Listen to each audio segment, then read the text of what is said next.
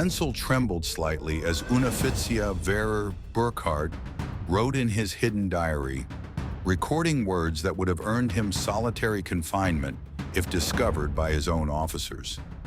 The Americans must be lying to us. No nation could possess such abundance while fighting a war on two fronts. Through the train window, he had just witnessed something that contradicted 3 years of Nazi propaganda. Electric lights blazed from every farmhouse, every street corner, every shop window, an endless constellation of electricity stretching across the Texas plains at Tinhana at night. In Germany, blackout regulations had plunged the Reich into darkness since 1940. Even before the war, rural electrification reached barely 20% of German farms. Yet here, in what Nazi propaganda had described as a decadent, collapsed America, electricity flowed like water.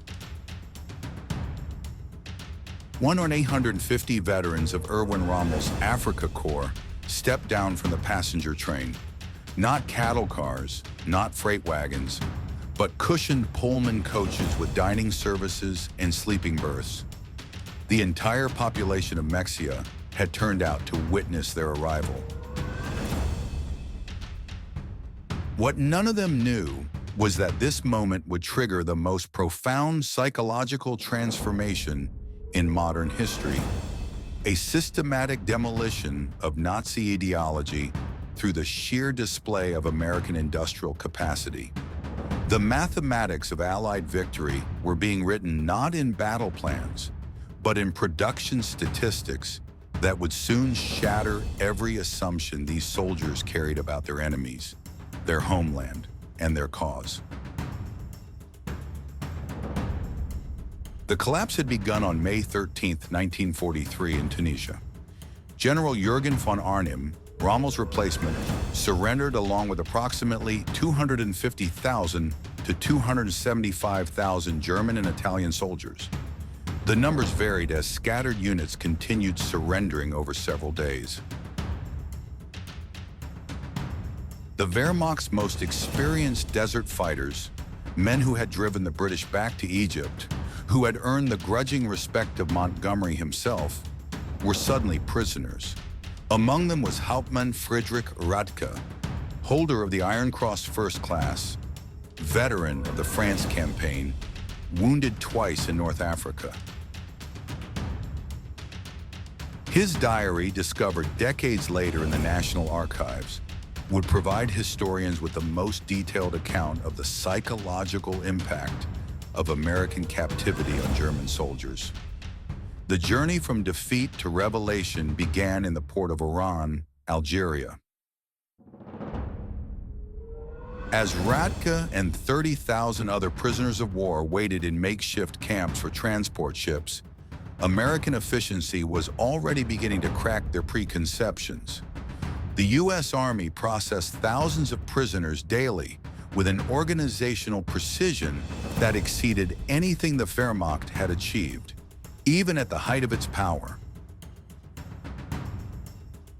Identity cards photographed and filed, medical examinations completed, inoculations administered, Geneva Convention rights explained in fluent German by American officers who had been trained specifically for this moment. But the first real shock came with the food. Obergefreiter Hans Müller, captured with the 21st Panzer Division, wrote to his mother 8 months later, "In the cage at Oran, while we waited for ships, the Americans fed us better than we had eaten in 6 months of desert warfare. White bread, real coffee, meat twice a day. We thought it was propaganda, that they were trying to impress us. We didn't realize this was their standard military ration." The Liberty ships that would carry them across the Atlantic were themselves monuments to American industrial capacity. The SS Robert E. Peary had been built in 4 days, 15 hours, and 29 minutes at Kaiser Shipyards in Richmond, California. A fact that would have been dismissed as impossible propaganda if the Germans had known it. These vessels, produced at a rate of 3 per day at the peak of production, were returning from delivering supplies to the European theater. Rather than sail back empty, they carried human cargo, up to 30,000 prisoners per month by summer 1943. The 2-week Atlantic crossing in July 1943 provided the second phase of psychological demolition. Feldwebel Kurt Zimmermann of the 90th Light Division kept a detailed account that survived in letters to his family after repatriation. The ship's crew, he noted, disposed of more food waste each day than his entire company had received in weekly rations during the final months in Africa. The American sailors threw away half-eaten steaks, whole loaves of bread, gallons of milk that had sat too long, Zimmermann wrote. They did this openly, without thought, not to mock us, but because to them this waste meant nothing. Their supply was limitless. The ships themselves became floating classrooms in American power. Prisoners discovered that the vessel carrying them was one of 2,110 Liberty ships that would be built during the war. Each one requiring 250,000 parts assembled from components manufactured in 32 states. The engines, they learned from talkative American guards, were built in 3 separate factories, each producing 900 horsepower cylinders that were then assembled in ports that had barely existed 2 years earlier. Lieutenant Colonel Wilhelm von Stauburn, whose aristocratic Prussian family had served in every German conflict since Frederick the Great, would later write in his memoirs, "As our ship approached the American coast, I watched the radar antenna rotating above the bridge. This technology, which we believed only we, and perhaps the British, possessed in limited quantities, was standard equipment on a cargo vessel.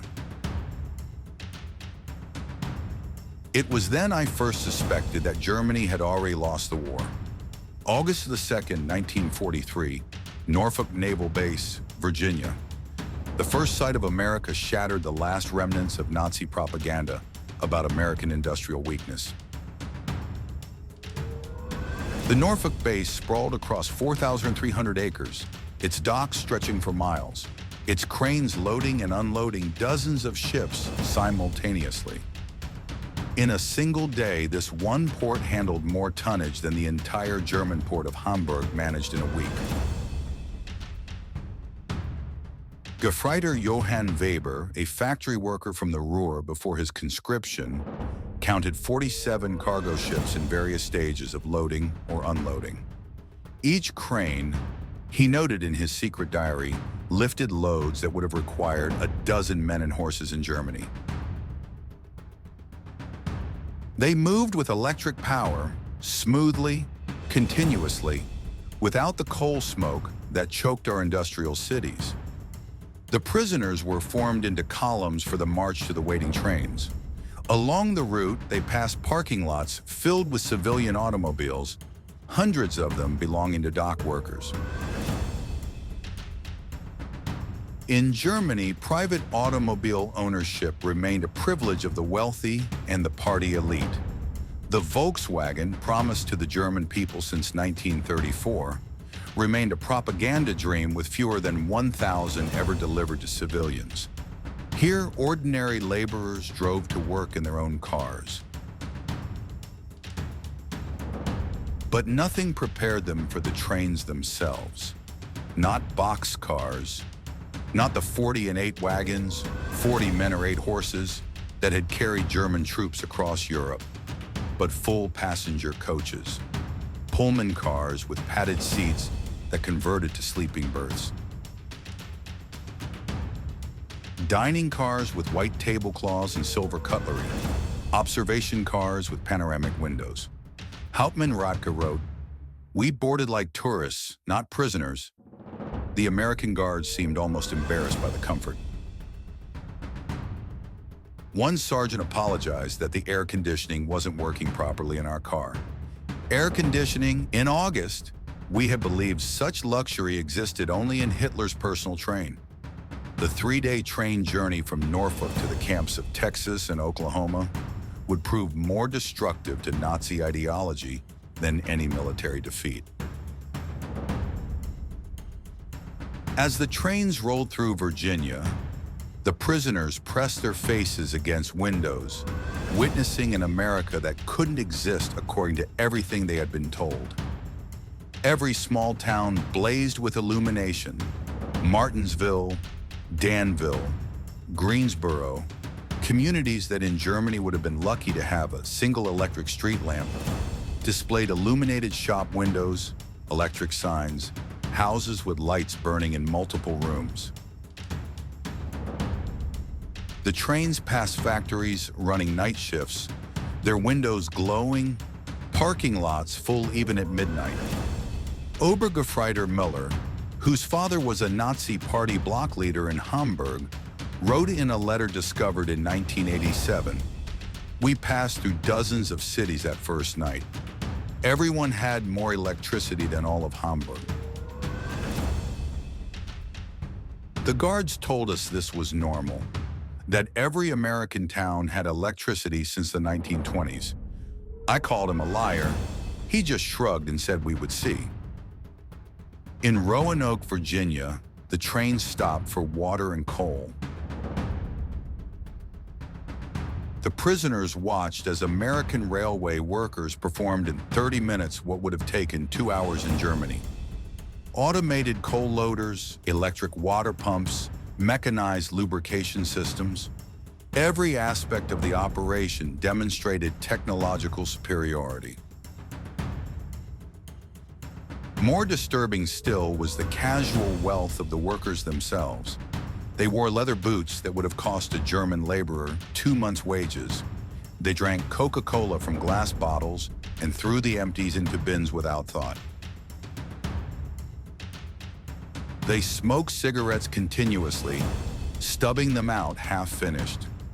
Feldwebel Heinrich Müller, an electrical engineer from Siemens before the war, calculated that the single railway yard they stopped in used more electricity in 1 hour than his entire district in Berlin used in a day. The waste was magnificent, he wrote. They left lights burning in empty buildings. Electric fans ran in vacant rooms. It was the carelessness of infinite resource. As the trains crossed into Tennessee and Kentucky, the prisoners encountered American industrial power in full display. Through the windows, they watched endless factories, each one larger than anything most had seen in Germany.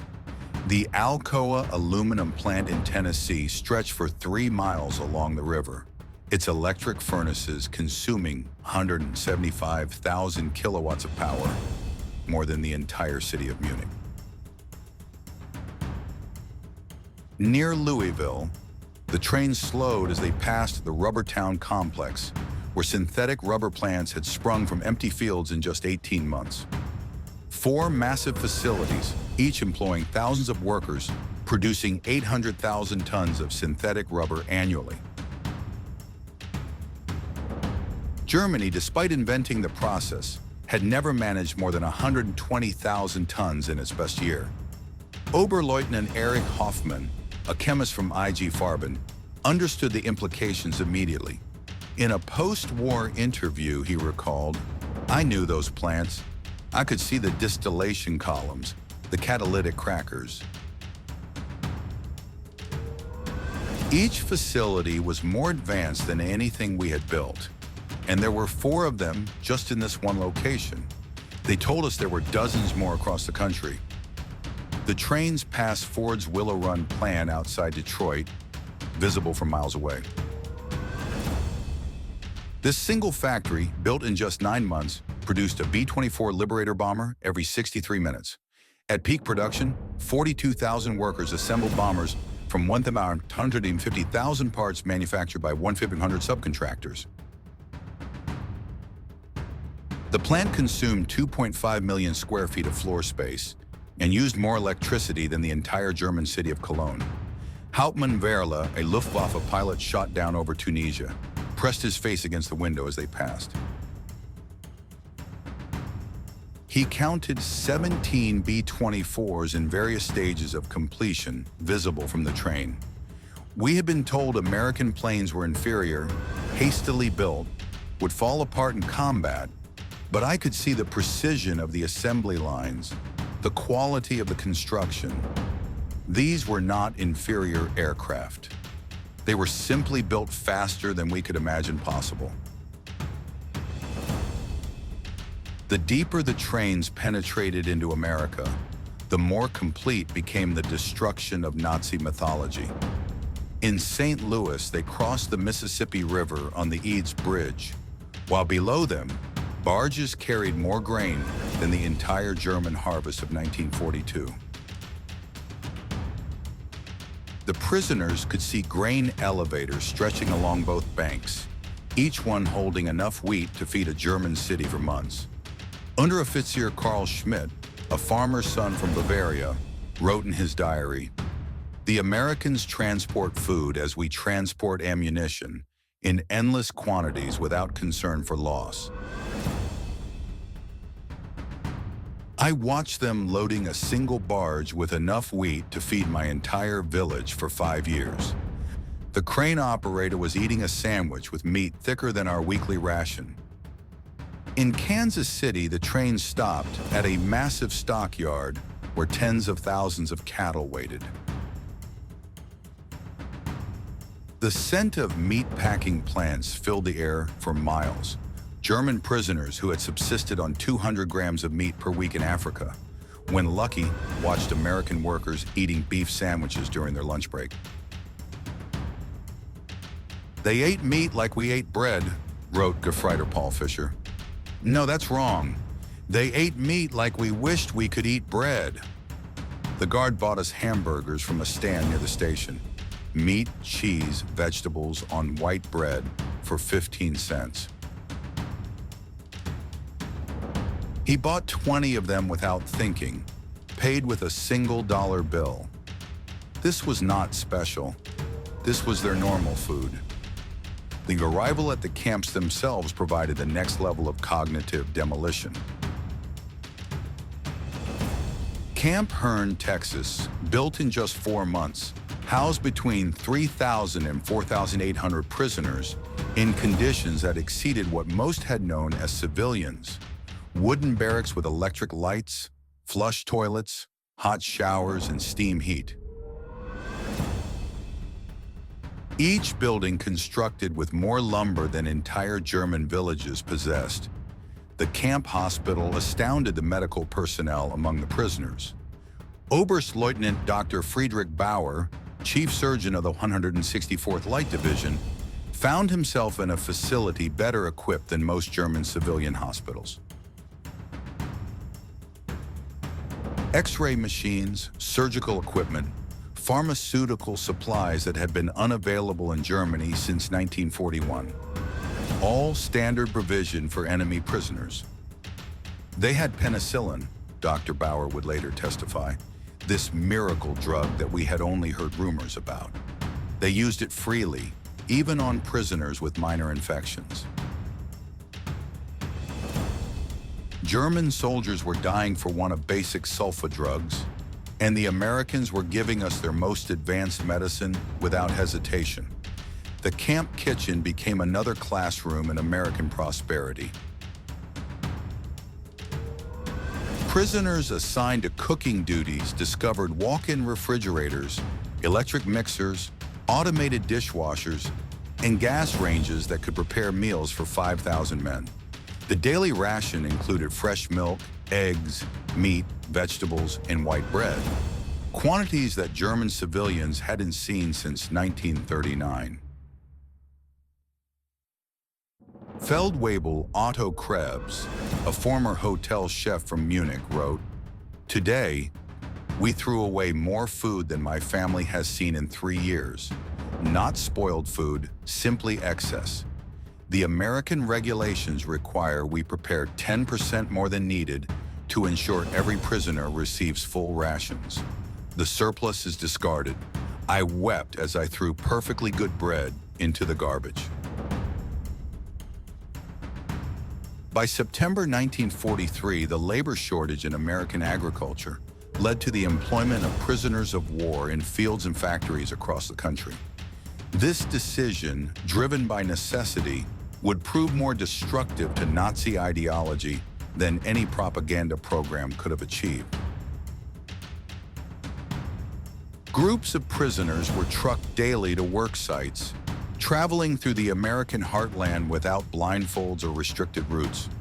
They saw everything: the endless fields of corn and wheat, the factories running 3 shifts, the shops full of goods, the parking lots full of cars, the houses with refrigerators and radios.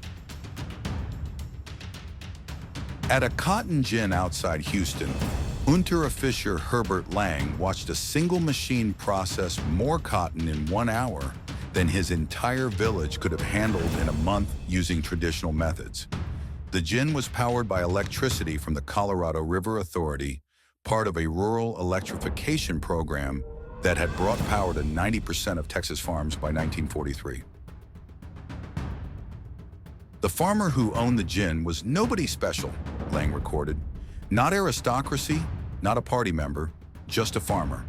Yet he had electricity, running water, a truck, a car, and a tractor.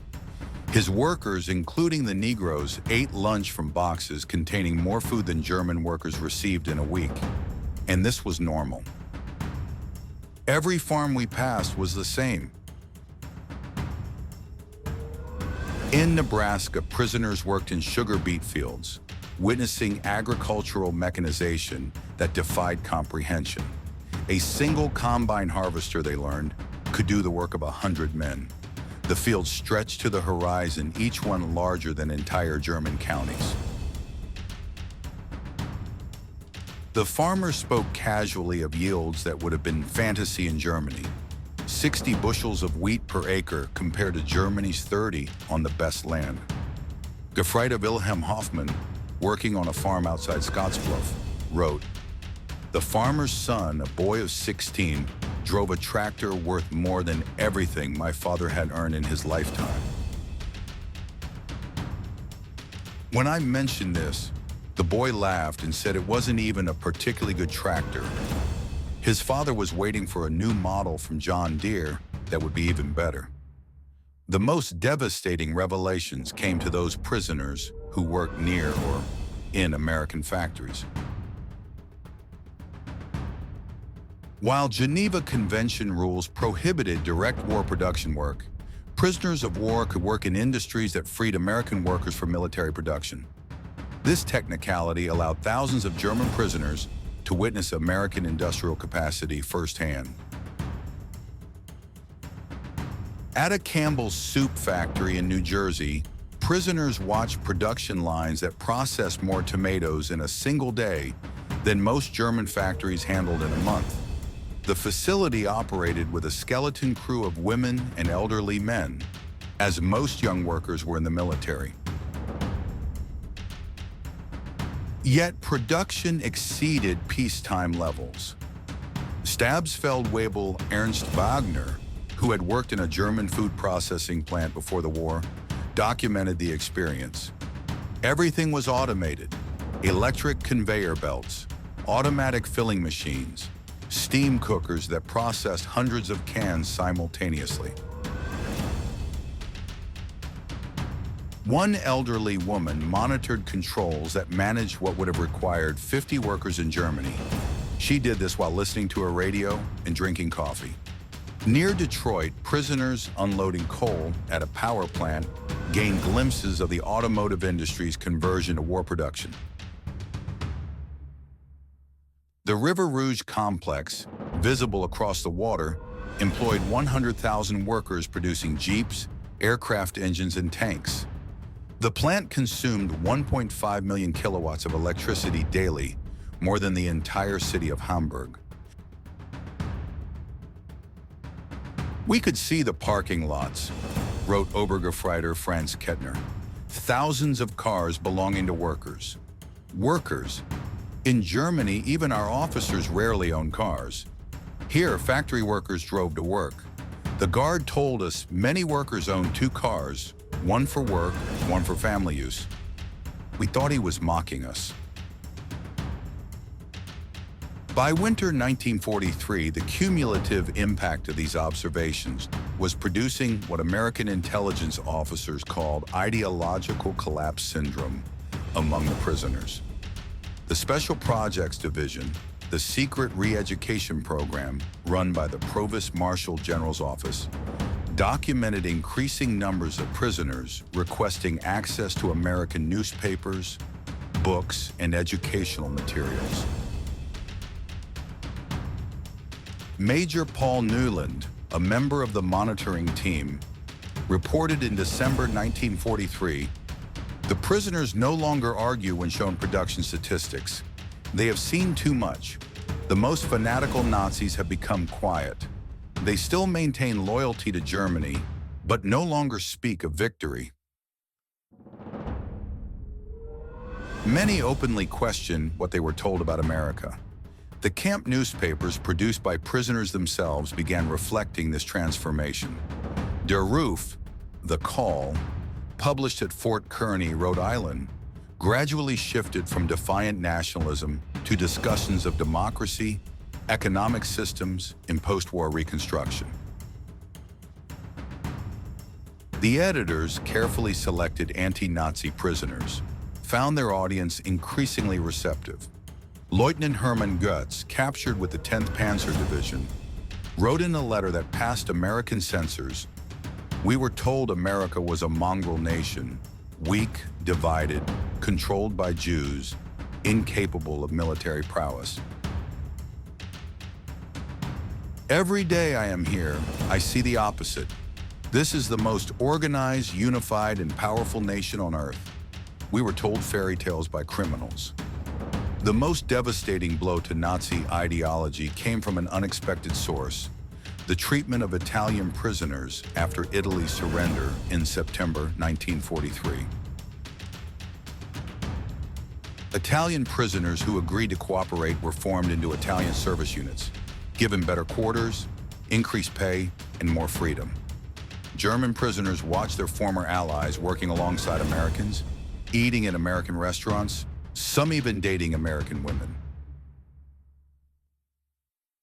Hauptmann Friedrich Schultz wrote, "The Italians betrayed us, yet they are treated better than we treated them as allies. They work freely, earn money, send packages home. The Americans show them no hatred.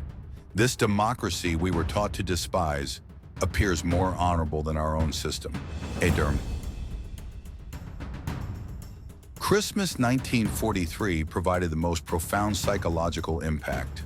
American organizations, churches, and civic groups sent 500,000 Christmas packages to German prisoners of war, enemies who had been trying to eliminate American soldiers months earlier. Each package contained cigarettes, candy, toiletries, and games. Local communities invited prisoners to Christmas dinners, though regulations prevented most from accepting. At Camp Hearn, Texas, the local Methodist church choir performed Christmas carols in German for the prisoners. Women from Hearn sent in homemade cookies and cakes. The Boy Scouts delivered handmade Christmas cards. This kindness toward enemies shattered the final remnants of Nazi racial theory. Oberleutnant Walter Miller, whose brother had been lost in the bombing of Hamburg, wrote, "They know we are their enemies. Many have sons and husbands fighting against our armies, yet they show us Christian charity, not propaganda, but genuine kindness. What kind of people treat enemies this way? Only those absolutely certain of victory and secure in their power." The Christmas feast itself defied comprehension. Turkey, ham, mashed potatoes, gravy, vegetables, pies, ice cream. Quantities of food that Germany hadn't seen since before the First World War. The prisoners ate until they were full, unable to comprehend such resources being lavished on enemies. "We ate like kings," wrote Feldwebel Hans Seiler. "Better than German generals eat, better than party leaders." And this was not special. The guards told us this was a normal American Christmas dinner, that every American family was eating the same meal. If they can feed prisoners this way, what must their own soldiers eat? By early 1944, over 40,000 German prisoners were enrolled in educational programs. They studied English, American history, mathematics, and sciences. The University of Chicago provided correspondence courses. Stanford University sent professors to lecture on democracy and economics. The thirst for knowledge was insatiable. Prisoners who had been told Americans were uncultured barbarians discovered libraries with millions of books, universities that welcomed all social classes, scientific research that led the world. They read American newspapers freely, comparing multiple viewpoints, something impossible in Nazi Germany. Hauptmann Dr. Wilhelm von Braun, a physicist conscripted from the Kaiser Wilhelm Institute, attended lectures on atomic physics at Camp Shelby. He later wrote, "American professors, including Jewish refugees from Germany, taught us without hatred. They spoke of science as universal, belonging to all humanity. They were years ahead of German research, and they shared knowledge with enemies. This generosity of spirit was incomprehensible to minds shaped by Nazi ideology." The camp theaters showed American films, not propaganda, but regular Hollywood productions. Prisoners watched Gone with the Wind, seeing a depiction of American defeat and recovery that resonated with their own situation. They saw The Grapes of Wrath, amazed that Americans would show such self-criticism to enemies. "They hide nothing," wrote Lieutenant Joseph Kramer. "They show their problems, their failures, their conflicts, yet this honesty makes them stronger, not weaker. In Germany, such criticism would mean death. Here it is considered patriotic."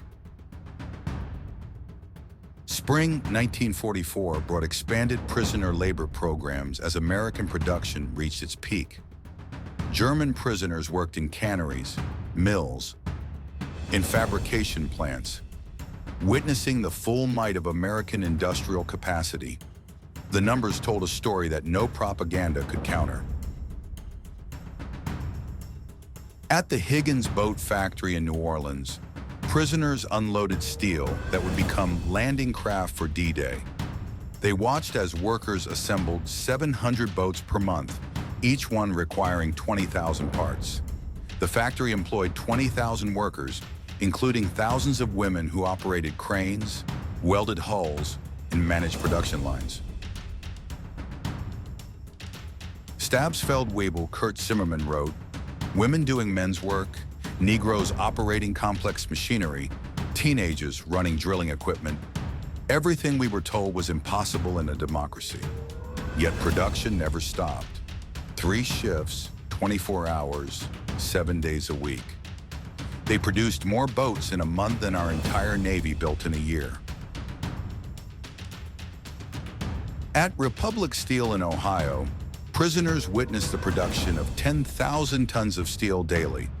The blast furnaces ran continuously, fed by endless trains of iron ore from Minnesota and coal from Pennsylvania. The scale defied German comprehension. This single plant produced more steel than the entire Ruhr at its peak. "I worked at Krupp before the war," wrote Obergefreiter Paul Hartmann.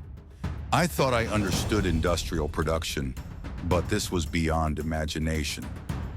They wasted more steel and spillage than we could produce." The workers complained about overtime while producing quantities we couldn't achieve with forced labor and double shifts. The summer 1944 harvest provided the final demolition of Nazi propaganda about American weakness. German prisoners worked across the Midwest, witnessing agricultural production that could feed the world.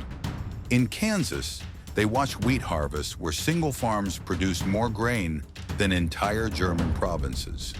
Combines moved across fields like ships across an ocean of gold, each one harvesting 100 acres per day. The grain elevators they filled could hold more wheat than Germany imported in an entire year. Unteroffizier Franz Weber, a farmer from East Prussia, wrote, "One American farmer with machinery does the work of 100 German farmers." They showed me aerial photographs of the wheat fields, thousands of square miles of grain. They could lose half their harvest and still have more than all of Europe combined. In California's Central Valley, prisoners picked fruit in orchards that stretched beyond the horizon. They watched as perfectly good fruit was discarded for minor blemishes, fruit that would have been treasured in Germany. Entire crops were sometimes plowed under to maintain prices, a concept that caused psychological breakdown among prisoners from hunger-ravaged Germany. They destroyed food to keep prices stable, wrote Gefreiter Otto Schultz. Mountains of oranges bulldozed into pits because they had too many. We begged to be allowed to send them to Germany, to our families. The guards were sympathetic, but explained it was impossible. The waste was strategic proof of unlimited resources. June 6, 1944, when news of the Normandy invasion reached the camps, German prisoners experienced their final ideological collapse. The scale of the operation, 6,000 ships, 11,000 aircraft, 150,000 men in the first wave, demonstrated American organizational capacity beyond Nazi Germany's wildest dreams. Prisoners at Camp Shelby watched newsreels of the invasion within days. They saw the endless streams of ships, the artificial harbors, the supply system that delivered 15,000 tons daily across open beaches. They watched their homeland being crushed by the very nation they had been told was too weak to fight. Gefreiter Friedrich von Tauben wrote, "We knew then that everything was lost, not just the war, but the entire Nazi project. We had challenged the world's greatest industrial power with fairy tales and racial mythology. We sent horses against their trucks, rifles against their automatic weapons, courage against their unlimited resources. Throughout their captivity, German prisoners experienced something that challenged Nazi ideology more than any material wealth: American humanity." Despite propaganda depicting Americans as weak and sentimental, prisoners discovered a people secure enough in their strength to show mercy. When Gefreiter Hans Miller's son was lost in the Hamburg bombing, the American camp commander personally delivered the Red Cross message and offered condolences.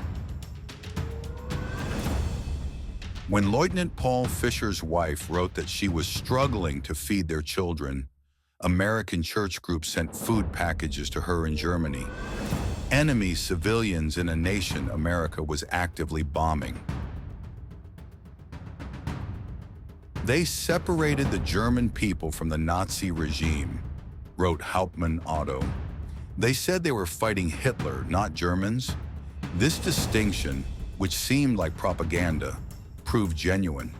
They prepared us to rebuild Germany after the war, not to destroy it. The medical treatment particularly affected prisoners. German doctors worked alongside American medical staff, learning new techniques, using advanced equipment. Prisoners received operations that would have been available only to the elite in Germany. Mental health treatment, virtually unknown in the Wehrmacht, was provided to traumatized soldiers. Dr. Friedrich Bauer wrote, "They treated those who were desperate with counseling, not punishment. Prisoners with mental breakdowns received therapy, not harsh treatment. This humanity toward enemies revealed a strength we never understood, the confidence of true power.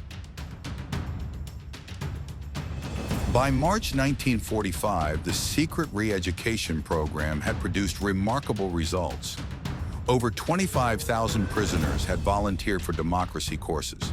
The camp newspapers published articles about constitutional government, free markets, and civil rights.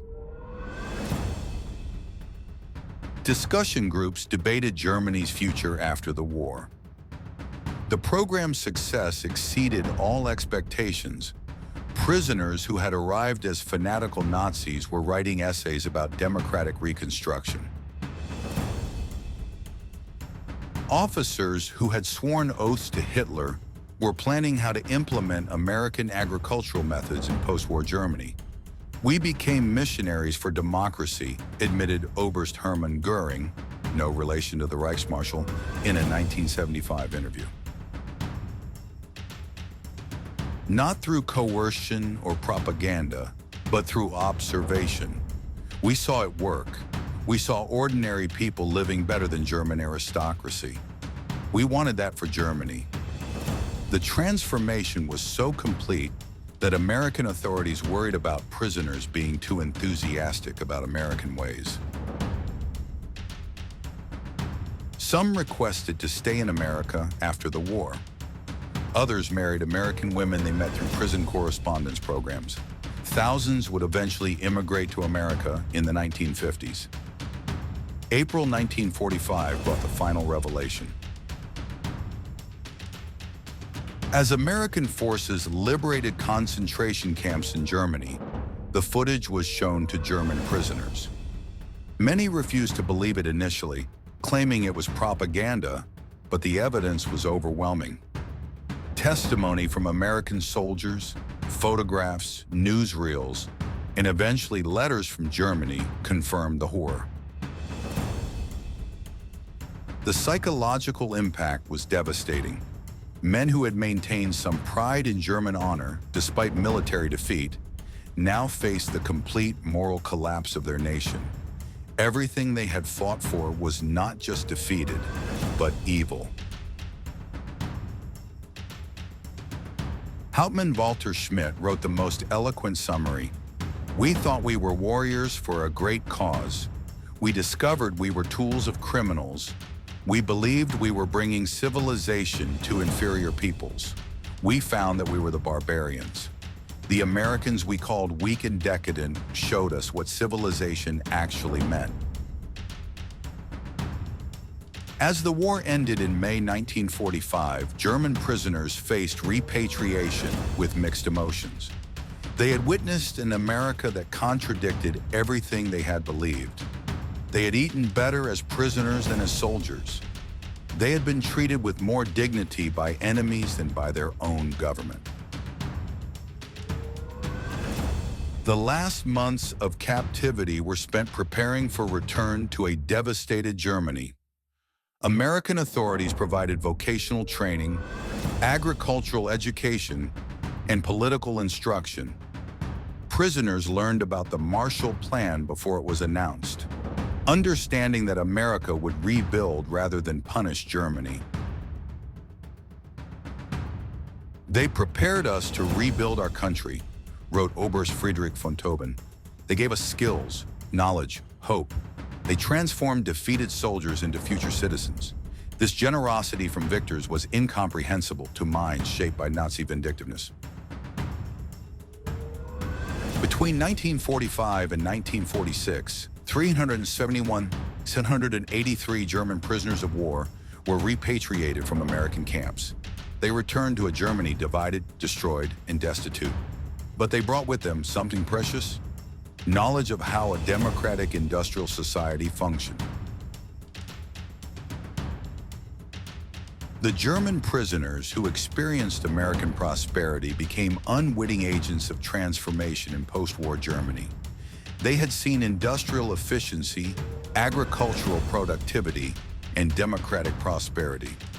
They knew reconstruction was possible, because they had witnessed a society that had achieved it. Many former prisoners rose to prominence in West Germany's reconstruction. Hans Kroll, a prisoner at Camp Shelby, became West German ambassador to the United States. Walter Hallstein, who taught classes at Camp Co., became president of the European Commission. Rüdiger von Marlow, held at Camp Herne, served as German permanent representative to the United Nations. Eduard Ackermann, a prisoner at Fort Robinson, became a leader in German agricultural reform.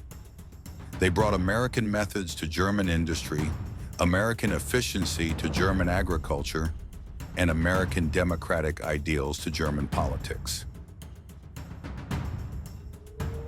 The economic miracle of the 1950s was built partly on knowledge gained in American prison camps. We learned that prosperity came from freedom, not conquest, Hans Kroll wrote in his memoirs. We saw that democracy created wealth, that diversity brought strength, that treating workers well increased production. These lessons learned as prisoners shaped the new Germany. Historians have called the German prisoner experience in America one of the most successful re-education programs in history. Without coercion, without propaganda in the traditional sense, American industrial might and democracy converted hardened Nazis into future democratic citizens. The program succeeded because it relied not on words but on observation. Prisoners saw American society functioning at peak efficiency while treating enemies with dignity. They witnessed industrial capacity that made German production look primitive. They experienced a standard of living that exposed Nazi promises as fantasies. Dr. Arnold Kramer, the leading historian of German prisoners in America, concluded, "America won the propaganda war not through clever messages, but through sheer reality. Every full meal, every electric light, every working toilet was an argument against Nazism. The prisoners were converted by prosperity." The statistics support this assessment. Of the 321,683 German prisoners held in America, fewer than 1% attempted escape, with only 2,222 total attempts recorded. 0 successful permanent escapes. Most escapees recaptured within 24 hours. No American civilians harmed by escaped prisoners. Post-war surveys show that 95% rated their treatment as good or excellent. Most remarkably, thousands maintained correspondence with American families for decades after the war. In 1985, on the 40th anniversary of the war's end, surviving German prisoners held a reunion in Austin, Texas. Over 500 former prisoners returned to America, many bringing their families to show them where their transformation had begun. Former Obergefreiter Hans Wehr, who had been held at Fort Robinson, Nebraska, and later returned to become a physician in Georgetown, Maine, spoke at the reunion. Life in the camps was a vast improvement for many of us who had grown up in cold water flats in Germany. We discovered running water, central heating, and abundant food. But more than that, we discovered dignity. Former Stabsfeld-Weibel Kurt Muller, who had worked on farms in Iowa, added, "The farmers treated us not as enemies, but as young men far from home."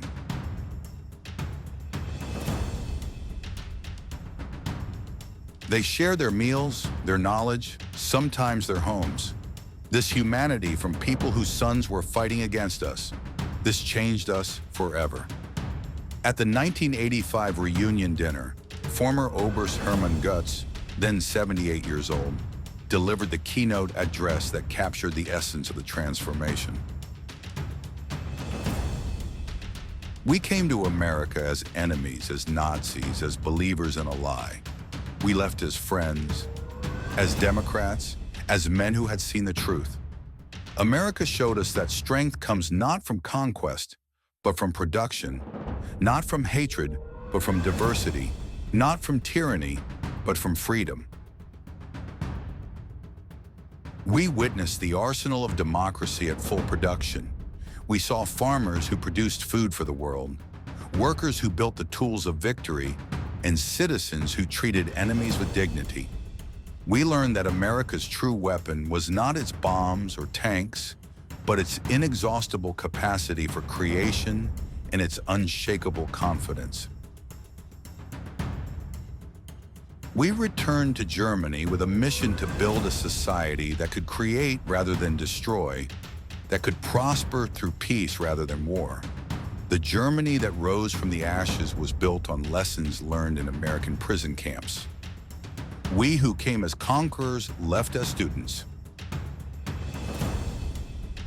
To America, from your former enemies, now your friends, thank you for showing us the way.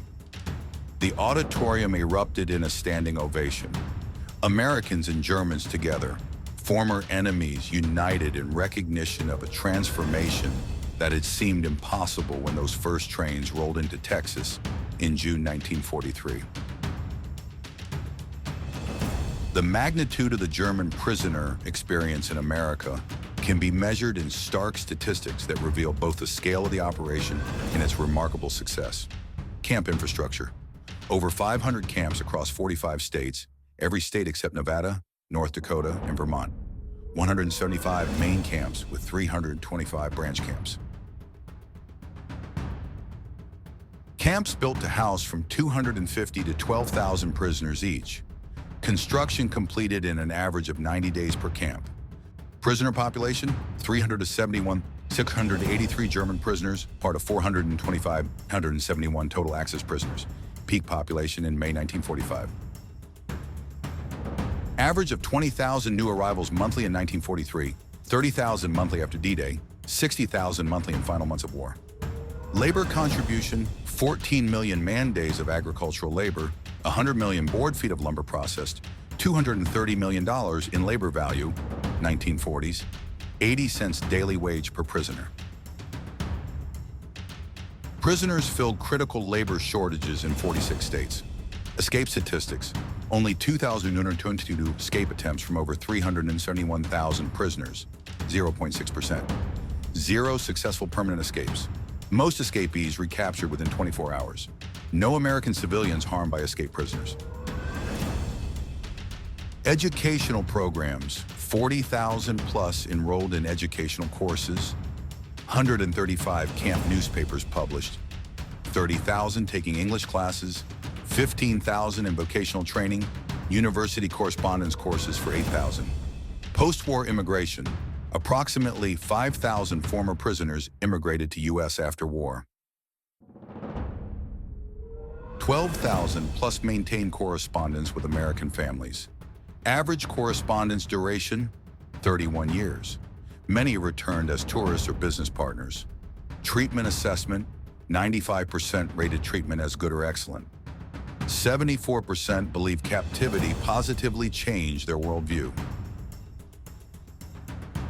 61% expressed interest in learning about democracy.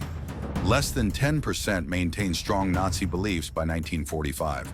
The German prisoners who experienced American industrial might didn't just witness history, they were transformed by it. Their captivity became education.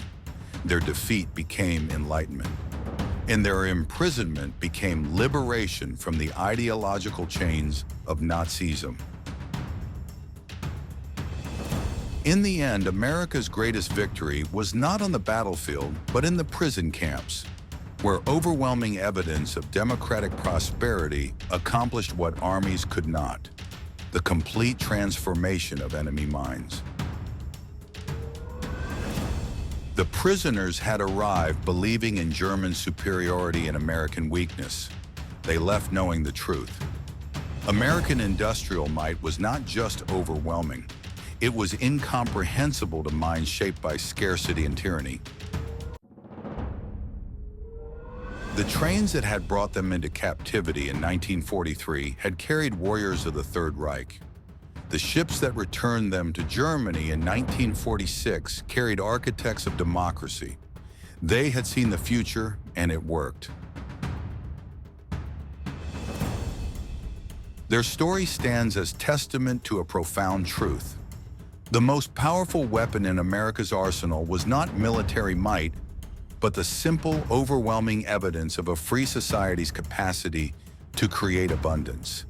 The German prisoners were stunned by American industrial might, but ultimately, they were converted by it.